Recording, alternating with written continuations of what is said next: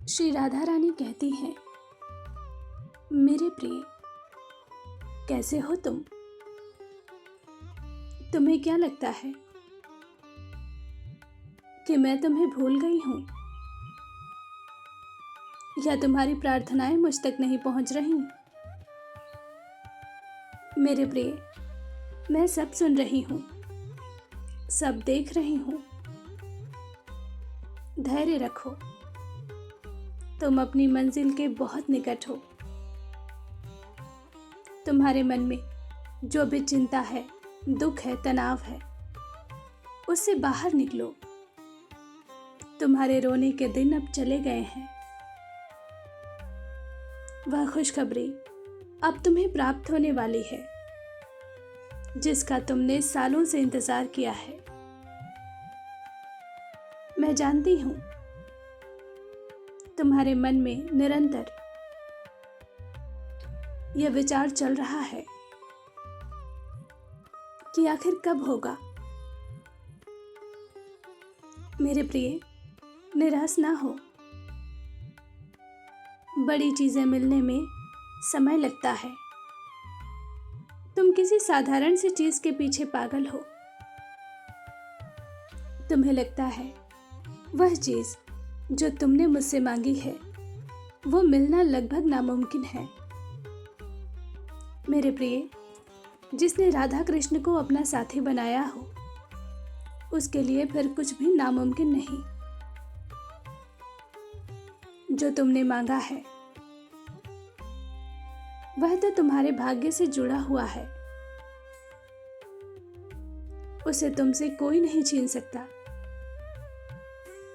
किंतु इस देर के पीछे कोई विशेष कारण है। हम तुम्हें कुछ ऐसा देना चाहते हैं जो किसी दिव्य आत्मा को ही प्राप्त होता है। मुझे पता है इस समय तुम बहुत बुरी स्थिति से गुजर रहे हो। आर्थिक नुकसान हो रहा है, कार्यों में असफलता मिल रही है, रिश्ते बिखर रहे हैं। किंतु तुम घबराओ मत। ये परीक्षा बस कुछ दिन, कुछ सप्ताह की है। किसी का व्यवहार देखकर या किसी की परिस्थिति को देखकर किसी निर्णय पर मत पहुंचना। सही समय आने पर सब कुछ तुम्हारे पक्ष में होगा।